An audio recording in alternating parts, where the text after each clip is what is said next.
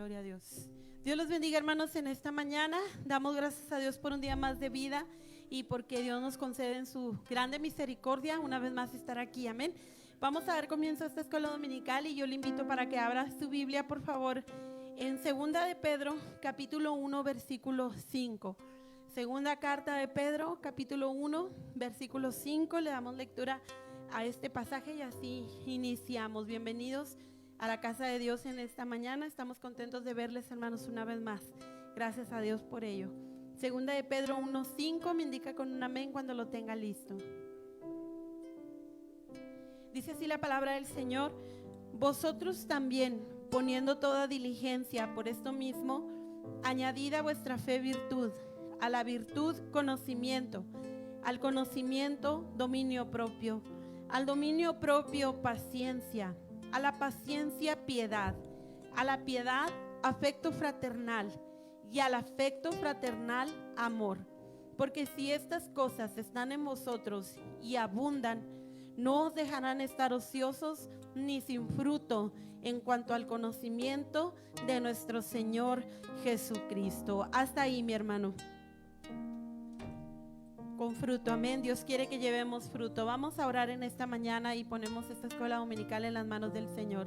Te damos gracias, bendito Dios, en esta mañana una vez más, Señor, por tu misericordia, mi Dios, y porque nos permites poder estar aquí un día más. Mira, Señor, pedimos bendigas esta escuela dominical, cada una de las clases, a cada uno de los maestros, Señor, y que tú nos des tu sabiduría, mi Dios, para poder aprender tu palabra y no solamente aprenderla, sino atesorarla en nuestro corazón y ponerla por obra. Pedimos, Señor, por los que vienen en camino, tú les guardes y les permitas llegar con bien. Bendice a cada uno de nuestros oyentes en esta mañana.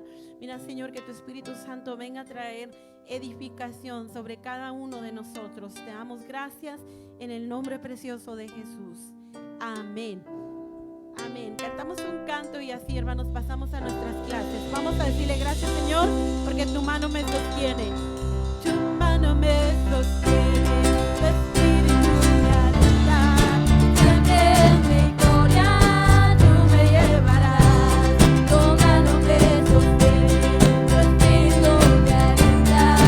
Siempre en victoria tú me llevarás. Vivo solo para Cristo y nadie más. Solo en Jesús encontré la paz. Él me llena de su espíritu y de amor. Siempre cantaré, soy más que vencedor. Tu mano me sostiene, tu espíritu me alienta. Siempre en victoria tú me llevarás. Tu mano me sostiene, tu espíritu me alienta. Siempre en victoria tú me llevarás. Vivo solo para Cristo y nadie más. Solo en Jesús yo encontré la paz. Él me llena de su espíritu y de amor. Siempre cantaré, soy más que vencedor. Tu mano me sostiene, tu espíritu me alienta. Siempre en victoria tú me llevarás. Tu mano me sostiene, tu espíritu me alienta. Siempre en victoria tú me llevarás. Amén. Su mano preciosa nos sostiene y siempre con Él está la victoria. Dice la palabra del Señor que somos más que vencedores. Amén. Dios les bendiga. Así pasamos a nuestras clases.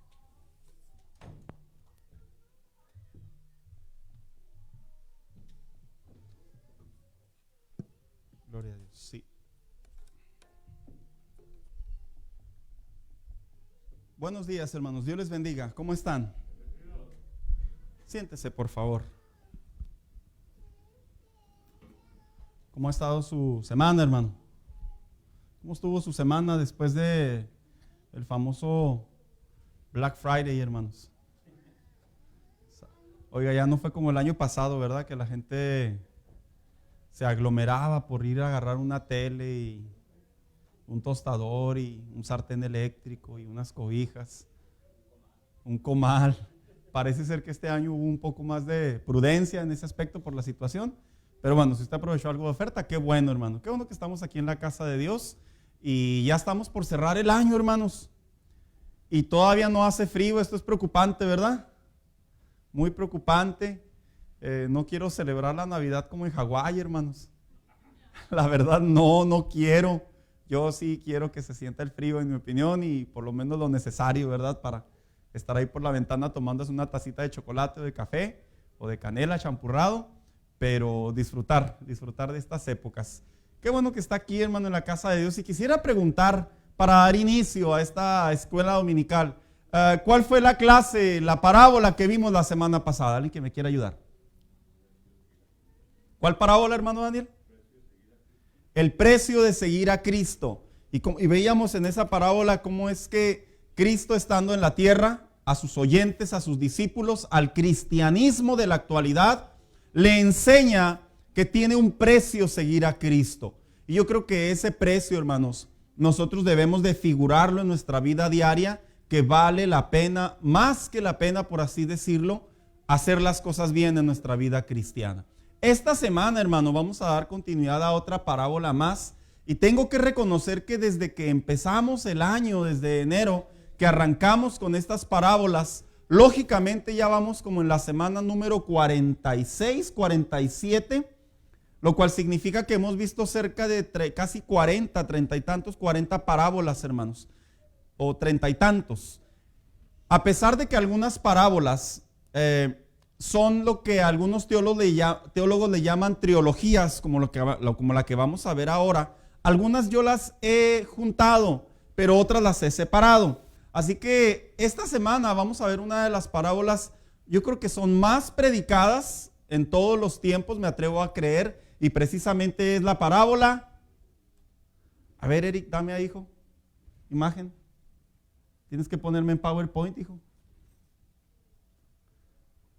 Ok, Eric, métete a la parte, hijo, donde sale las dos pantallas, porque no la puedo manejar. Bien. F11, Eric. Eso. No, la estás manipulando tú, hijo, no yo. A ver, permítanme un segundo, hermano. Estamos en las famosas fallas técnicas. Vamos a un comercial y ahorita regresamos. A ver, déjeme, voy acá con el muchachón. A ver, Eric, vamos a ver.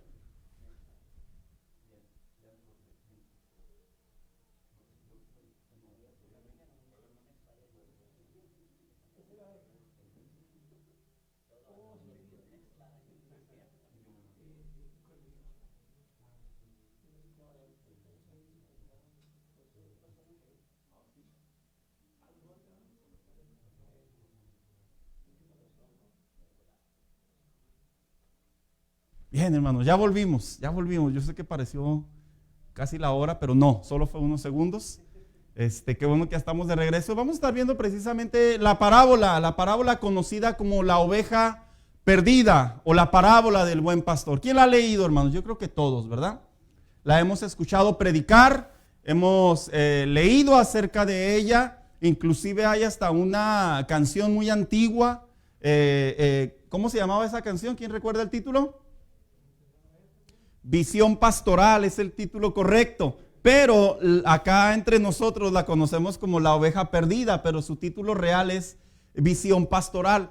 Esta parábola, hermanos, dentro de la teología se le considera como una de las parábolas más bellas y más compasivas que Cristo pudo expresar. ¿Por qué? Porque es donde se muestra, a pesar de que es solamente el escenario, un animalito y un pastor, y la trama es que se aleja, que se extravía, que se pierde y la encuentra, en tan cortas palabras, resume lo que se le conoce como el gran amor de Dios hacia la humanidad, no solo hacia Israel, sino también hacia la humanidad. Así que vamos a estar viendo esta parábola y para ello me gustaría que usted me acompañara al Evangelio según San Lucas, capítulo, como dice aquí, 15, versículo del 1 al 7 en adelante. Cuando lo tenga, dígame amén, por favor.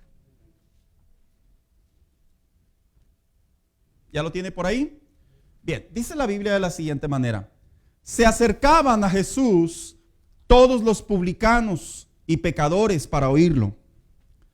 Y los fariseos y los escribas murmuraban diciendo: este recibe a los pecadores y come con ellos. Entonces él les refirió esta parábola diciendo: ¿qué hombre de vosotros, si tiene 100 ovejas y se le pierde una de ellas, no deja las 99 en el desierto y va tras la que perdió o la que se perdió hasta encontrarla? Y luego seguimos leyendo. Cuando la encuentra, la pone sobre sus hombros gozosos, y al llegar a casa reúne a sus amigos y vecinos y les dice: gozaos conmigo, porque he encontrado mi oveja que se había perdido. Os digo que así será, o así habrá más gozo en el cielo por un pecador que se arrepiente que por 99 justos que no necesitan de arrepentimiento.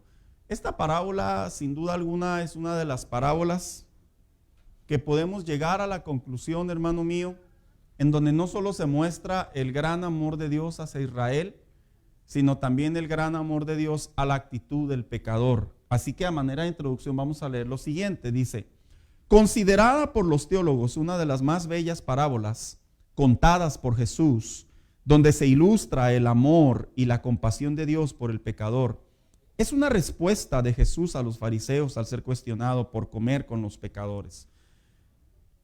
En los tiempos bíblicos, en los tiempos del Nuevo Testamento, se dice que había dos tipos de personas, hermanos. Así se definían: los pecadores, que eran los pobres, que eran los que no eran judíos, lógicamente, o gentiles, y todos aquellos que llevaban una vida totalmente corrupta o separada. Y estaban los justos. Los justos generalmente eran personas como los fariseos, los saduceos y todos aquellos hombres, los celotes, todos aquellos hombres que de alguna manera conocían la palabra de Dios y pretendían, y lo remarco así, pretendían decir que estaban agradando a Dios con su manera de vivir. Así que en los tiempos bíblicos, generalmente usted en la Biblia encuentra estos dos términos: los pecadores.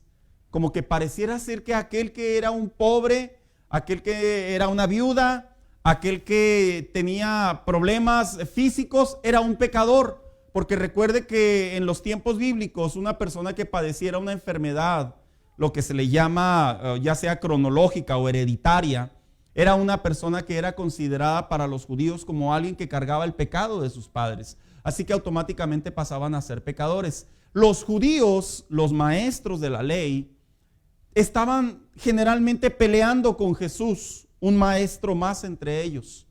Porque decían: ¿cómo puede ser posible que tú, que conoces la ley, que predicas y enseñas la ley, cómo puede ser que tú te reúnes con estas personas? ¿Cómo puede ser que tú logras convivir con ellos cuando tú perfectamente sabes, le querían decir a Jesús, que tú no debes de hacer eso? Tú no puedes estarte inmiscuyendo con esas personas. Así que esta parábola se originó por la murmuración, y lo dice el contexto. Se originó por la crítica, se originó por el tipo de pensamiento que había entre aquellos hombres. Y seguimos leyendo: el amor de Dios encarnado en Jesús es y será la manera más inspiracional de interpretar el amor de Dios por un perdido y a su vez el significado de una oveja, la cual debemos aprender de su comportamiento. A pesar de que en la Biblia usted encuentra que de muchas maneras Dios le da interpretación al hombre, por ejemplo, en el Antiguo Testamento, ¿cómo se le puede interpretar al hombre en muchas de las ocasiones?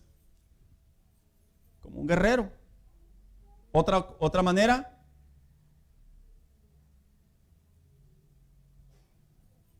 a ver, hermanos, le gané la más fácil, ¿verdad? ¿Cómo es interpretado el hombre en el Antiguo Testamento? Como un sacerdote, obviamente cuando ya hablamos que está convertido a Cristo. ¿Qué otra manera? Se la puse más difícil porque el hermano Daniel le ganó la buena. Como un rey, y así sucesivamente. En el Nuevo Testamento, usted encuentra que esta es la frase más célebre en la Biblia, en la que se compara a la iglesia como ovejas, pero también se comparan a las ovejas como los judíos, que es lo más principal, que es lo remarcado. Pero también los teólogos correctamente interpretan que una oveja representa el pecador. Y vamos a ver el contexto para poder entrar a ello. Dice, al venir Jesús a la tierra, venía sin duda alguna a buscar al pecador, como dice Lucas 19:20. Porque él, ¿qué dice? A buscar y a salvar lo que se había perdido. Entendemos que ese texto hace referencia a los judíos, pero la misma Biblia enseña en el Evangelio de Juan que a los suyos vino y los suyos no le recibieron. Así que al rechazar a Jesús los judíos en aquellos tiempos, automáticamente la búsqueda hacia quién se extendió. Hacia todos los que no eran judíos, los gentiles, dice. Pero para ellos se enfrentó con un grupo religioso que ya se había identificado y clasificado la vida de estos hombres separados de cualquier esperanza para acercarse a Dios. Por lo que Jesús fue criticado por este grupo. En la Biblia, la ideología de los fariseos era que nadie se podía acercar a Dios bajo el título de gentil. No había manera.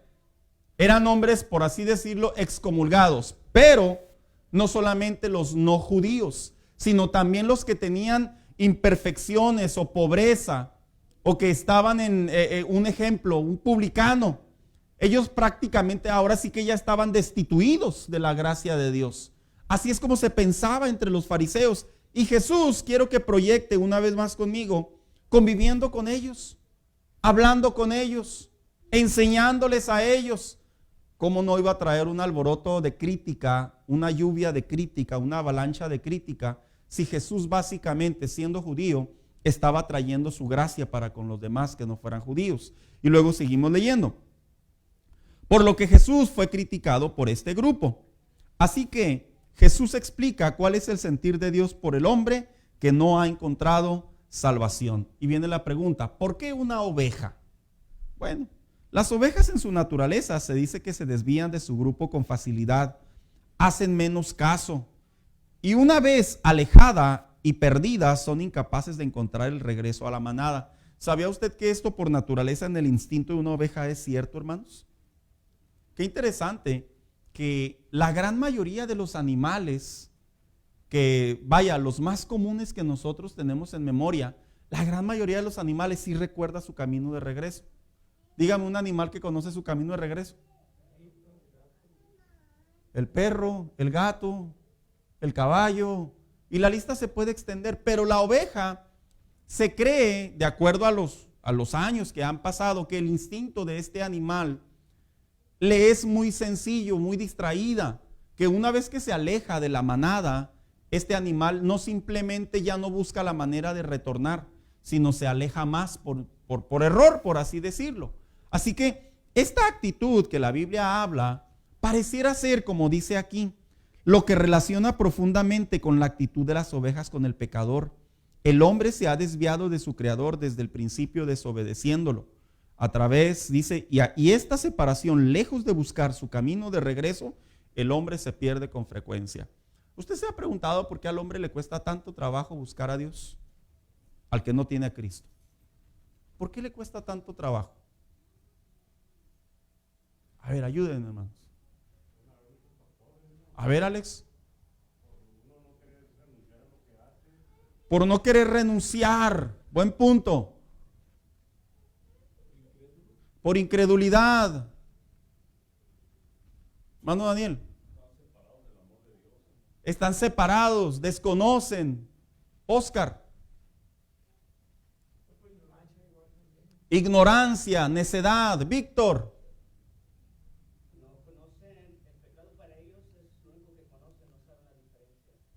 Ahora, ¿por qué quise llevarlos a que me dieran diferentes respuestas a uno de ustedes?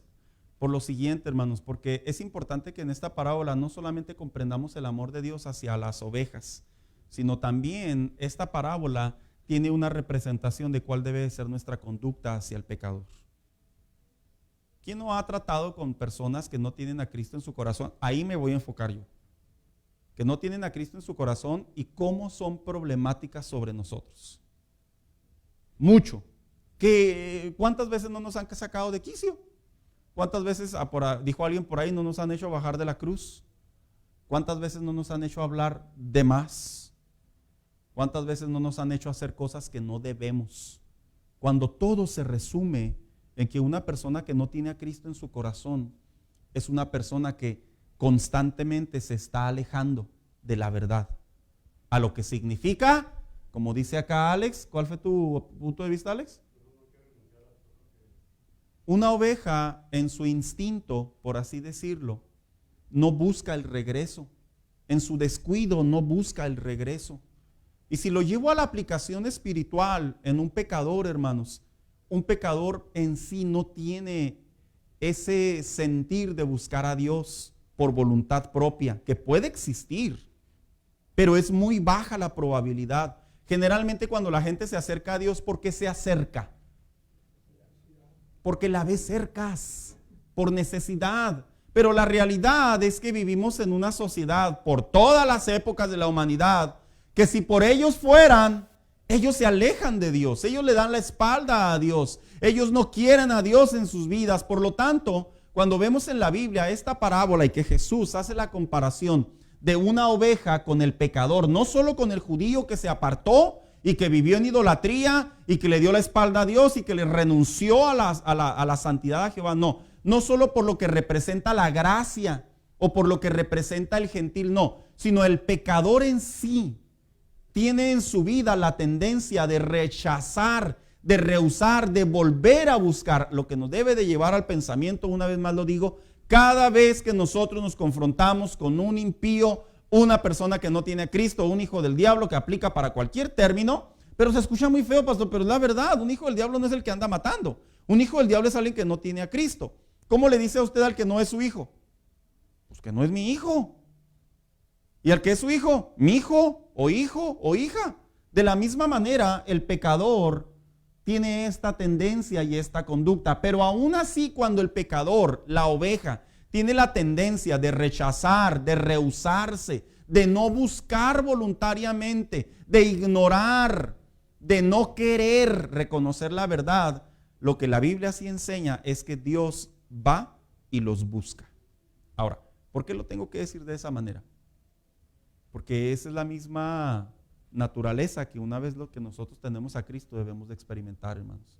La debemos de sentir. O sea, no es como cuando, yo como me acuerdo cuando nos mandaban a evangelizar, hermanos, estábamos bien chavitos. Y el típico, ¿no? El típico. Pero ¿por qué tengo que ir a evangelizar? Así como que regañado, ¿verdad? Y bueno, allá eran pocas palabras, vayan, así como Jesús dijo, id, ¿verdad? Con el paso de los años entendemos por qué lo hacemos. Pero lo que yo quiero llevar a ustedes en esta parábola es que podamos examinar realmente qué es lo que hay en el corazón de Dios y qué es lo que Dios quiere que nuestro corazón haya sobre el perdido. Como manera de decir, yo soy la réplica de lo que Dios hizo en mi vida. Así que seguimos leyendo. Dice, el hombre sin Cristo es un alma necesitada. A pesar de que el hombre en su naturaleza pecadora tiene la capacidad de hacer mucho mal, no deja de ser un alma necesitada del amor de Dios y su perdón. Por lo que la manera de ver de un cristiano a un hombre sin Cristo debe de ser, ¿cómo, hermanos, dice ahí arriba? Compasión. ¿Por qué? Porque vive en tinieblas. Misericordia. De acuerdo a Mateo 5:17, ¿qué dice? Bienaventurados, ¿qué? Los misericordiosos, porque ellos alcanzarán misericordia. Y luego dice, orar e interceder para que vean la luz de Cristo. De acuerdo a Mateo 10:8. Ya que su condición espiritual está cegada y no puede actuar de acuerdo a los principios bíblicos. Mira, cada vez que Dios ve a un pecador en el tiempo de la gracia, cada vez que Dios ve a una persona haciendo mal, cada vez que Dios ve el hombre cómo rechaza, le da la espalda, ignora, blasfema el nombre de Dios, mira, el corazón de Dios, lejos de airarse en el tiempo de la gracia, lejos de que Dios diga, te voy a castigar y te voy a fulminar, el corazón de Dios se conmueve porque sabe que la condición de ese hombre es que está cegado en tinieblas. Y como está cegado en tinieblas, Le cuesta trabajo juzgar entre lo bueno y lo malo. De la misma manera, nuestro comportamiento ante una persona que no tiene a Cristo debe de ser similar, hermanos. Si nosotros convivimos, conversamos, trabajamos, hacemos negocios, tenemos familiares que de alguna u otra manera se han dedicado en hacer la vida de cuadros, se han dedicado en burlarse, se han dedicado en rechazar, se han dedicado en retar a Dios. Mira, nuestra conducta debe de ser, es un perdido. Porque cuando vemos la vida cristiana y la oveja, lo que es la parábola de la oveja perdida, cuando lo vemos desde esa perspectiva, hermano, ¿vieras cómo nos quitamos y nos evitamos dolores de cabeza? Se evita uno muchos dolores de cabeza, hermano. Miren, muchachos, ustedes en la actualidad no han experimentado, y lo veo un poco difícil, que experimenten el bullying que experimentamos nosotros muchos años atrás. ¿Saben por qué? Porque muchos años atrás la gente veía a un joven de middle school, de high school, profesar un cristianismo, alejarse de ciertas conductas, y éramos bullying, éramos atacados porque no hacíamos lo que ellos hacen. En estos años, en esta época, no son tan juzgados como tal, como que hay un poquito más de tolerancia a la religión, a pesar que a la misma vez hay intolerancia. Entonces, yo recuerdo que en mis años, cuando yo dije que era cristiano y estaba a la edad de la middle school, yo recuerdo, hermanos, que a mí me aplicaron la ley del hielo como por aproximadamente unas 3 semanas. ¿Saben lo que es la ley del hielo, verdad? Porque no era guadalupano. Me la aplicaron, hermanos. Feo, terrible, horrible. Yo llegué a la casa y le dije a mi papá a esa edad: papá, mis amigos no me hablan porque soy cristiano. Y me miró a los ojos, se rió y me dijo: ¿de veras? Y, o sea, parece que le había contado que me saqué un 10. Y le dije: ¿pero por qué esa cara? Me dice: eso significa que sí están viendo una diferencia en ti. Y sabe, hermano, a pesar de que en estos años el cristianismo en esta parte del mundo no es tan atacado como en otras partes del mundo, nosotros no debemos de perder de vista que a pesar de ello sí existen personas que nos hacen la vida de cuadritos, y nuestra conducta debe de ser, lejos de criticarlo, lejos de condenarlo, lejos de echarle tierra, lejos de meterlo 3 metros bajo tierra, lejos de mandarlo a la cárcel, lejos de mandarlo al espacio, de mandarlo a la luna, nuestro pensamiento y nuestro comportamiento debe de ser el siguiente: es una persona sin Cristo, es una persona que no tiene a Dios, es una persona que vive apartada de la gracia de Dios. ¿Qué habrá pasado con el pastor cuando se le fue una oveja de las 99? A ver, ¿qué dice la matemática? ¿Qué es mejor, cuidar las 99 o buscar una?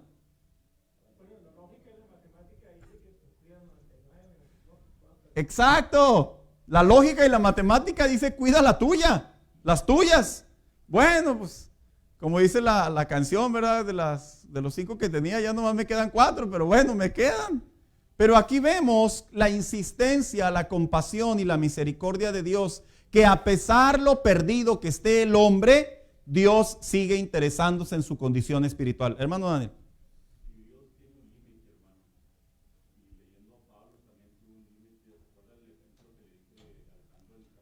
Sí.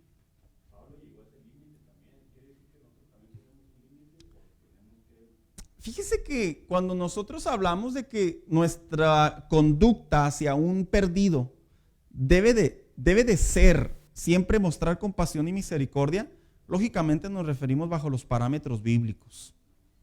En ningún momento estamos diciendo que debemos de tolerar y aguantarnos al grado de que, no sé, nos quieran pegar y poner la cara. No le hace, estás perdido, ¿verdad? No. Claro está que nos referimos bajo los parámetros bíblicos, pero nunca perder la cabeza. Es muy diferente lo que hizo el apóstol Pablo a lo que a veces nosotros hacemos. ¿Me explico? El apóstol Pablo por lo menos se puso a orar y dijo: Señor, se los entrego al diablo, ¿verdad? Pero nosotros a veces, ¿qué es lo que hacemos? Pues nos ensuciamos la boca, vamos y las pagamos o las cobramos, no sé cómo llamarlo. ¿Qué es lo que generalmente nosotros hacemos? Condenamos. ¿Qué es lo que generalmente nosotros hacemos? Mostramos la carnalidad. La respuesta es que hay ocasiones donde debemos dejar esos asuntos en las manos del Señor. Y sí, tener un límite lógico, pero sin perder de vista que los parámetros bíblicos es la compasión y la misericordia.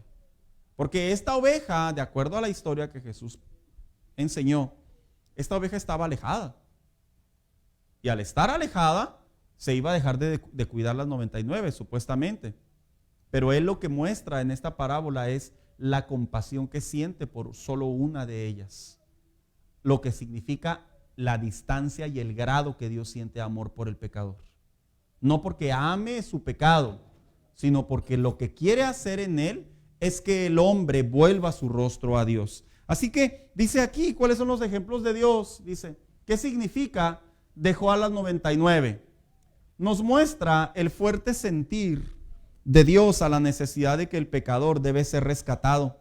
¿Cómo manifestó entonces Dios su necesidad de buscar al pecador? En primer lugar, Dios al mundo primero. Estos pasajes bíblicos, a pesar de que son tan conocidos, tan básicos y tan prácticos, más que recordarlos, estos pasajes bíblicos hilvanan lo que representa la gracia, la compasión y la misericordia de Dios. Dice 1 Juan 4:10, ¿quién lo tiene por ahí?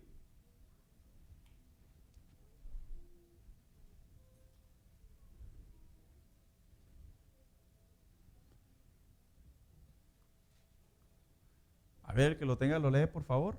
Avi, ¿lo tienes, Avi Castañón? Víctor. Primera de Juan 4:10, Víctor. O San Juan 4:10 usted está. Ok. Primera de Juan 4:10. Avi Castañón. ¿Lo tienes? Léelo, por favor.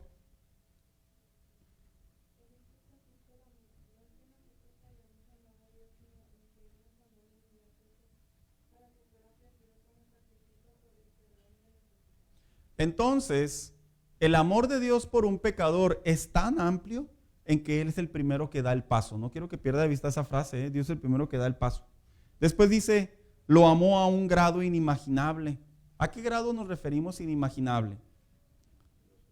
Al grado de ceder a su Hijo, el cual era el único que podía cumplir el requisito para que se cubriera la multitud de pecados del hombre y de la humanidad y tuviera la gracia o el perdón de Dios, de acuerdo a Juan 3:16. Pero también dice que Jesús voluntariamente dejó su gloria. No solamente el Padre cedió a su Hijo, sino que el Hijo voluntariamente, de acuerdo a Filipenses 2:7, dejó lo que en la posición en la que él se encontraba. Y 4, le dio la oportunidad de arrepentirse. Acompáñeme por favor a 2 de Pedro 3:9.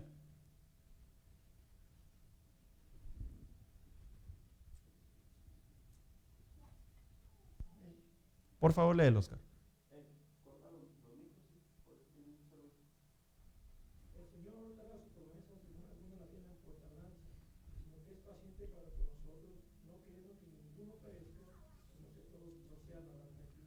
Entonces, lo que enseña aquí la Biblia, hermanos, es que en parte, si la venida de Cristo se ha retrasado, por así decirlo, que es un tiempo perfecto para nosotros, se ha retrasado. Nosotros así lo interpretamos, porque vemos que la perdición de la humanidad está aumentando exponencialmente, está aumentando de una manera, está multiplicando a gran escala. Y para nosotros decimos, ya se retrasó, ya se tardó el maestro. Dijo el apóstol Pedro que ¿qué, Oscar? Que lo hace porque no quiere que nadie se pierda. No quiere que nadie se pierda, sino que el mismo hombre se arrepienta. Lo cual nos habla de que en el corazón de Dios hacia el pecador hay una compasión, hay un límite, pero hay una tolerancia muy amplia. Mire, yo tengo que remarcar estas palabras porque ahorita vamos a ver las aplicaciones. Dios ve al pecador y dice, estás muy mal, te estás perdiendo, pero tengo gracia para ti. El hombre se enfrasca en su vida, en su mundo, en su desobediencia, y Dios sigue viendo al hombre y a través de la Biblia su carácter, su personalidad. Dentro de la gracia de Dios ve al hombre y desde la palabra de Dios le habla al hombre y le dice, si no he permitido que se cumplan los tiempos, es porque no quiero que te pierdas. Lo que nos habla, vuelvo a repetir, de un Dios que de acuerdo a la necesidad tiene mucha tolerancia. la cual nosotros, hermanos, nosotros también debemos de practicar con los pecadores. Yo debo de ser tolerante con el pecador, hermanos. Yo debo de ser compasivo. Yo debo de tener una actitud de decir, está bien, eres de lo peor, porque no vamos a tapar el sol con un dedo. Has hecho cosas indebidas, pero detrás de todo ello, si Dios tuvo misericordia de mí, también puede tener misericordia de ti. Mira, hermano, es bien fácil simpatizar con aquellos que no tienen a Cristo en su corazón, pero viven una vida moral. Es bien fácil simpatizar con ellos. Es bien fácil tolerarlos. Es bien fácil soportarlos. Es más, hasta se sobrelleva con gusto. Pero cuando tenemos que convivir, que relacionarnos, que hacer negocios, que trabajar con personas totalmente rebeldes, totalmente necias, totalmente separadas, mira, ahí hasta nos hacemos para atrás en compartir la fe. Cuando debería de ser al revés, ¿verdad, hermanos? Con más fuerza deberíamos de compartir el evangelio, porque Cristo es lo que hizo por el hombre. Lo vio más perdido en la época, al paso de los miles de años. Lo vio que no se componía. Lo vio que le había agarrado la onda para llegar a la casa de Dios y ofrecer un holocausto y decir, bueno, pues es lo que el Señor quiere, pues que se quede con él, ¿verdad? Y después viene la réplica de Dios y les dice, estoy harto de sus ofrendas. Si Dios todavía toleró todo eso, hermanos, cuanto más nosotros. Cuanto más el Hijo de Dios. Y luego sigue leyendo aquí. ¿Cómo debo actuar ante la necesidad? Bueno, ante la necesidad debo de actuar de la siguiente manera. De la misma manera que Jesucristo me buscó y me rescató, mi sentir debe de ser buscar y compartir el mensaje de salvación, ya que la Biblia nos llama a hacerlo de manera urgente e importante. Mira, cuando el Hijo de Dios, el cristiano, no comparte el evangelio con las personas que tenemos a nuestro alcance, que tenemos la oportunidad, que tenemos el momento para compartir la fe, de acuerdo a la Biblia, a Ezequiel 3:18, dice que nosotros daremos cuentas a Dios de ello. ¿Quién recuerda lo que dice Ezequiel 3:18? Ezequiel, correcto, Ezequiel había recibido y era profeta de Dios, y su deber, ¿cuál era? Predicar la palabra de arrepentimiento, de juicio, pero de arrepentimiento. Vuélvanse a Dios. Y le dijo Jehová a Ezequiel, porque si no lo haces, ahora sí entra, ¿verdad? La sangre de ellos va a recaer sobre ti. Si lo haces, quedas libre. Y no se arrepienten, quedas libre. No hay que dar cuentas, pero si no lo haces, mira, hermano, los predicadores de antes usaban mucho esta frase. Cuando Cristo venga, va a haber muchas sorpresas. ¿Quién se acuerda de esa frase de los predicadores? O sea, no era una frase amenazante, es que tenían razón, porque a veces el cristiano vive una vida en cierta manera muy reservada, muy egoísta, muy privada, y olvidamos las responsabilidades que tenemos como hijos de Dios. Oscar. Sí. Texto.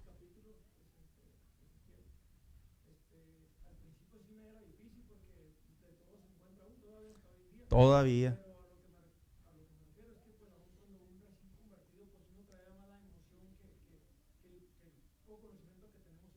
Sí.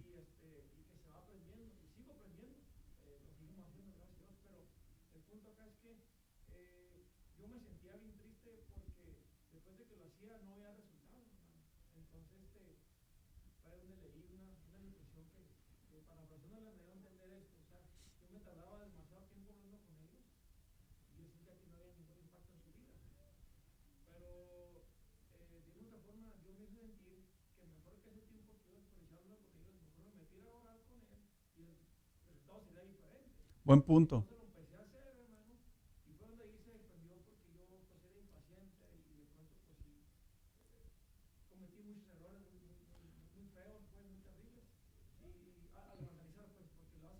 Sí.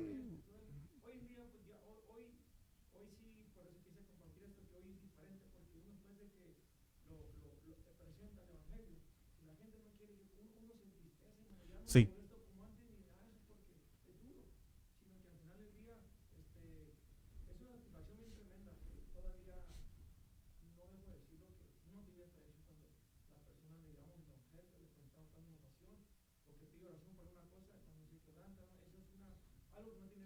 Es, es una experiencia, ¿no? Inolvidable.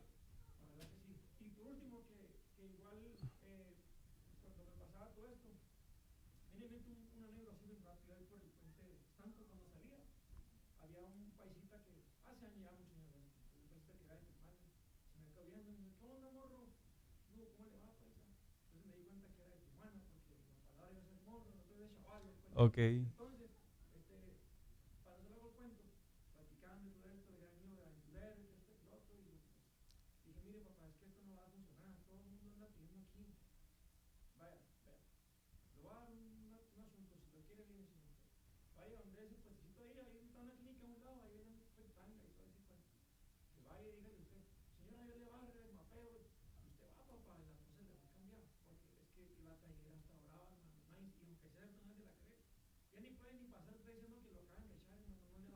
No, pues, no, ya está muy vieja esa.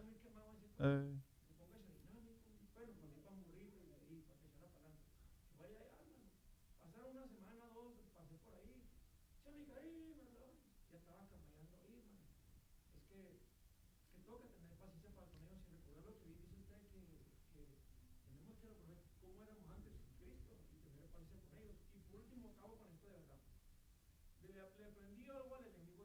a ver, Oscar.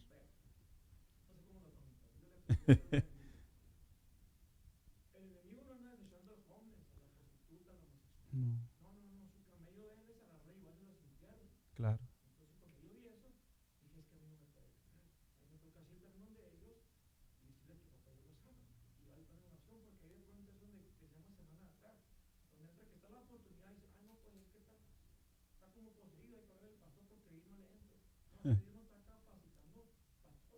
Claro.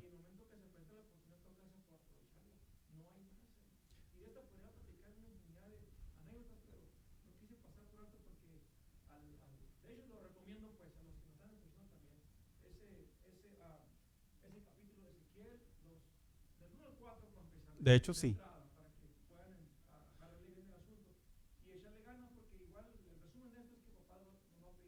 Y es que esto es bien sencillo.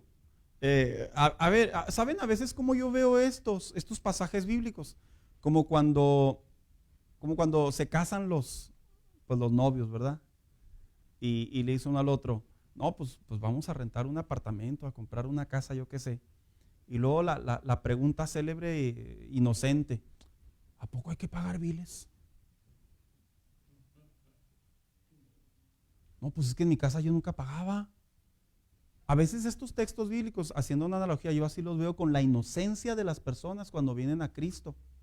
Y uno les dice, mira, es importante que tú, si ves un perdido, un necesitado, compartas la fe, porque si no, la sangre de esa persona va a ser derramada sobre ti. Vas a dar cuentas de ello, en pocas palabras.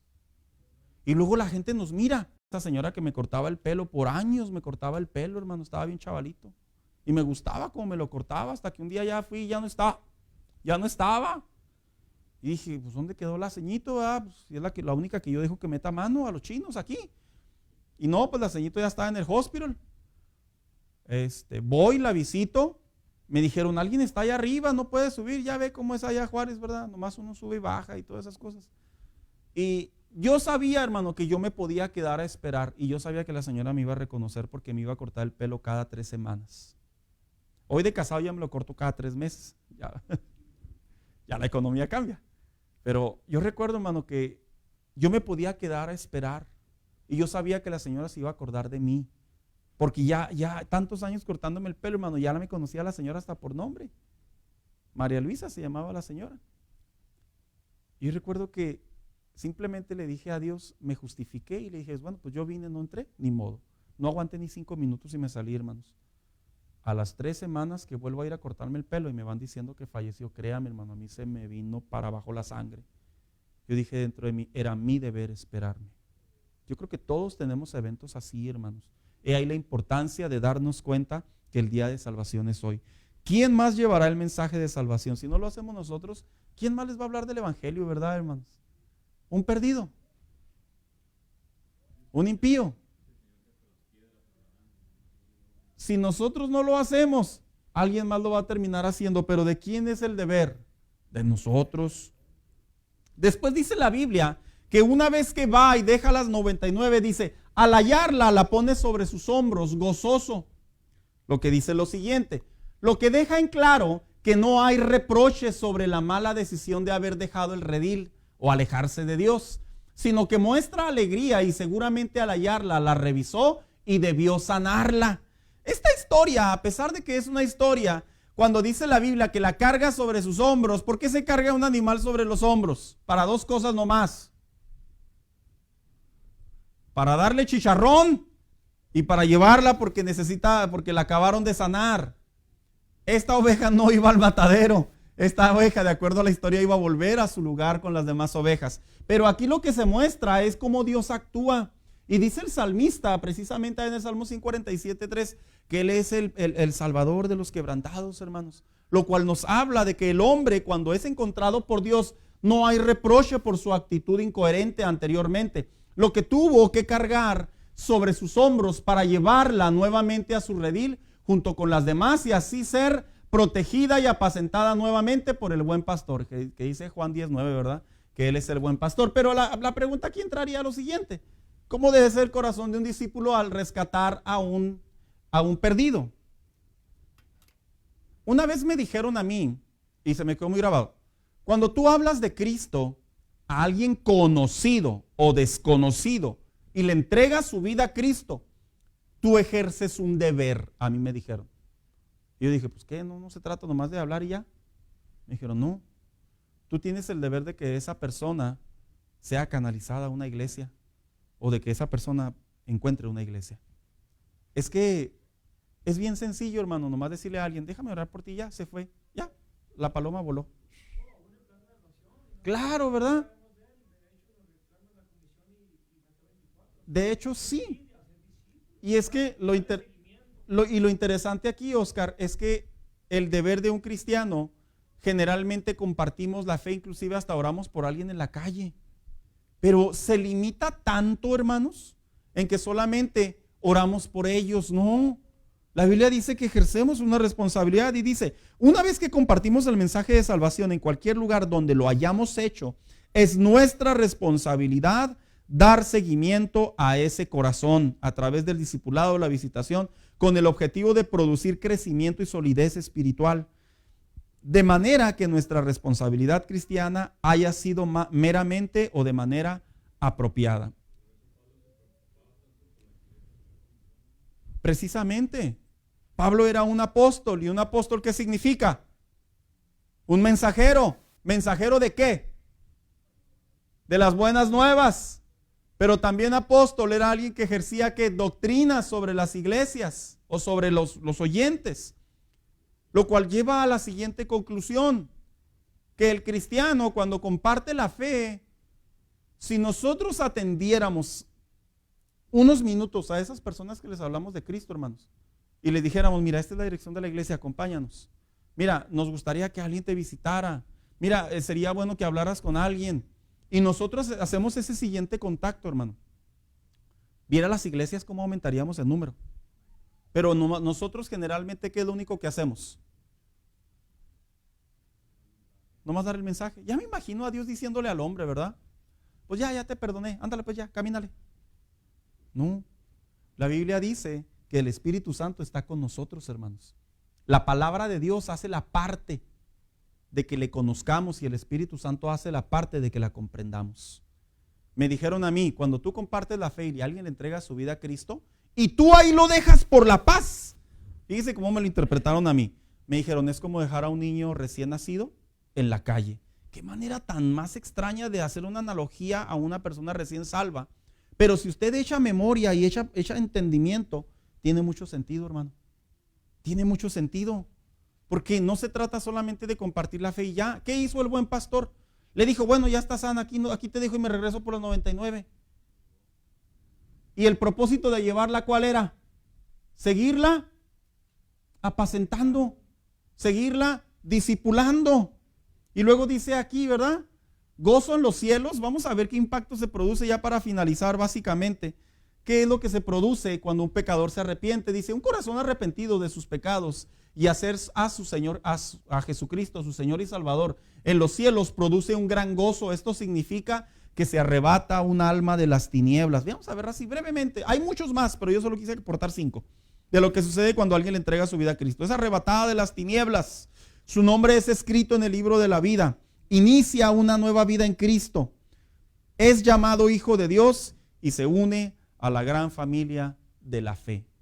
Mira, se dice que algo que erra mucho la iglesia de la actualidad es que simplemente estamos compartiendo el evangelio para que las personas tengan una esperanza, pero es una esperanza incompleta.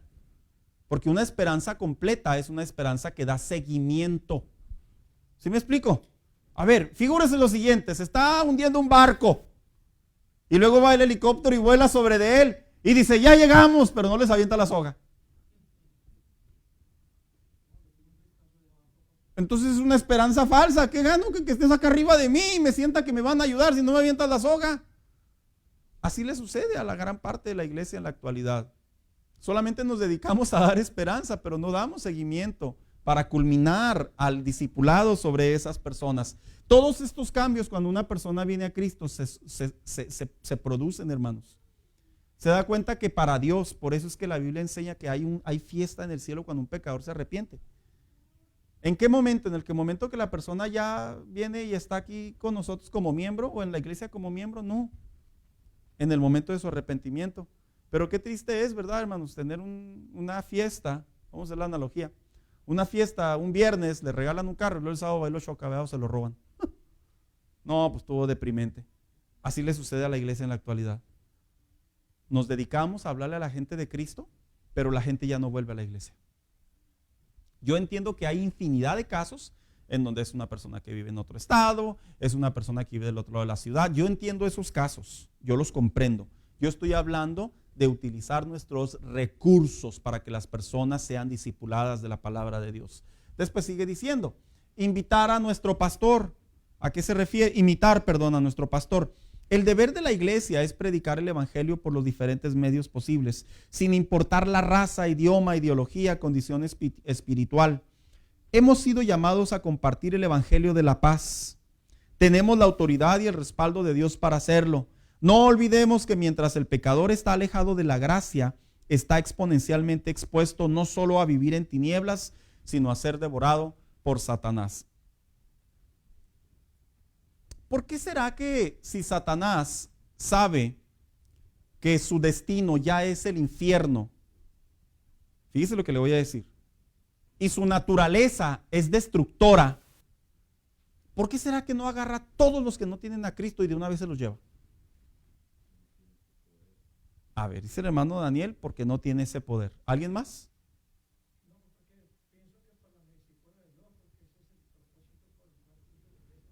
Entonces, Oscar, no tiene permiso. No tiene permiso. Es correcto ambos. Buenos argumentos y hay más, pero la realidad es que no tiene permiso. Pero no deja de ser, espiritualmente hablando, ese león depredador que quiere destruir a las almas y llevárselas al infierno. No deja de ser. Lo cual significa que de alguna manera Dios retiene la naturaleza destructora del diablo para que la iglesia intervenga. No sé si me estoy explicando, hermanos. Es como cuando usted le dice a alguien, por así decirlo, ¿verdad? Oye, estoy haciendo tiempo para que no llegues tarde. Y luego en sus pelmas cansadas y etcétera, etcétera. Así a veces, desafortunadamente, hermano, aunque no lo querramos ver, esa es la conducta de la iglesia. Y la conducta de la iglesia debe de ser, si Dios no ha permitido que ese incircunciso hijo del diablo, hijo de Belial, no se haya perdido, es porque de alguna manera yo todavía puedo tener contacto para que encuentre a Cristo. Si ese hombre que es un mujeriego, si ese hombre que es un ateo, un renegador de Dios, si ese hombre que tiene todo y no le falta nada, y aún no se ha extraviado, aún no se ha alejado más allá, y Dios me permite tener contacto con esas personas, es porque mi deber es que yo represento la esperanza para que no sea todavía el momento en que la muerte y Satanás tomen cuentas de esa vida separada de Cristo. Ahí estamos nosotros, hermanos. Ahí estamos nosotros. Mira, hermano, esta generación de cristianos se está desarrollando con mucho egoísmo. Hay un egoísmo extremo en los cristianos de la actualidad. Perdóneme, yo soy muy respetuoso y hablo en plural, no digo que usted. Pero hay mucho egoísmo en la iglesia hoy en día. La iglesia está muy ocupada en sus trabajos, en sus problemas, en sus necesidades, en su profesionalismo, en su bien ver, en su bien hacer, pero lejos estamos de cumplir con lo que está en el verdadero corazón de Dios, que es buscar y salvar lo que se había perdido. La iglesia de los hechos, la iglesia después de Cristo, su enfoque principal eran los perdidos. Y yo pregunto, sinceramente, hermano, ¿debería seguir siendo el mismo enfoque? Pero dijo hace muchos años Marcos Witt en su canción, ¿verdad? El de Enciende una luz, ¿sí la recuerdan? Dijo una frase muy célebre que se ha hecho legendaria. Dijo, pero hoy en día la iglesia pierde el tiempo en pleitos, discusiones. En otras palabras, en que si yo tengo la verdad, en que si es verde, si es azul, si más para allá, más para acá, más para arriba, más para abajo, hay dinero, no hay dinero, quién se ve mejor, dónde se escucha mejor, cuántos somos. Y la iglesia está perdiendo el tiempo. Tanto en eso, hermano, que nos hemos olvidado de que el corazón de Dios como pastor está en buscar a los perdidos. Hermano Daniel.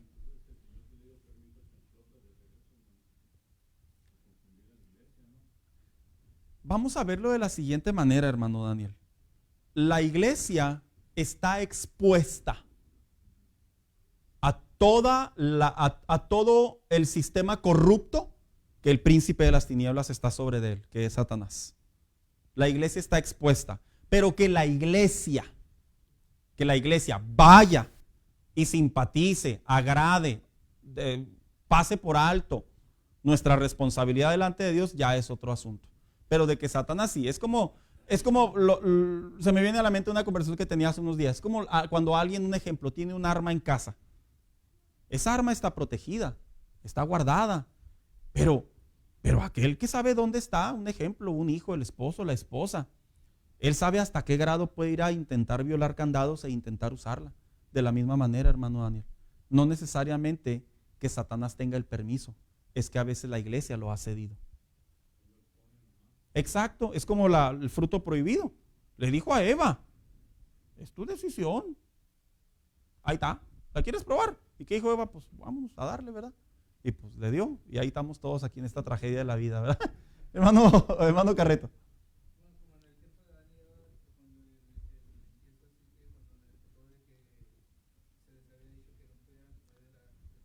Uh-huh.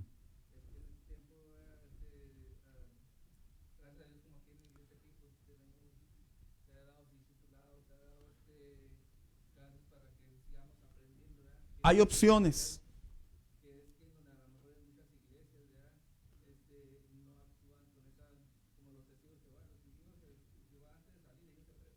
Y fíjese que es un buen punto lo que dice el hermano Carreto. Sí es cierto, hay una responsabilidad de la iglesia, hermano Carreto.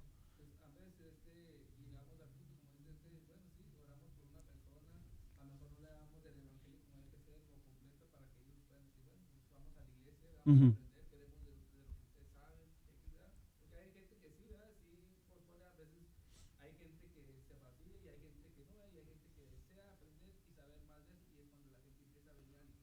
Uh-huh.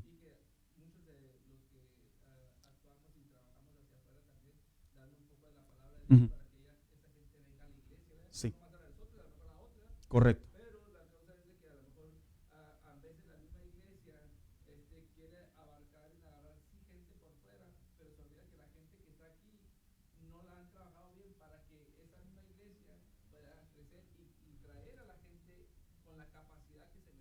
Estrategia y organización, ¿no, hermano Carreto?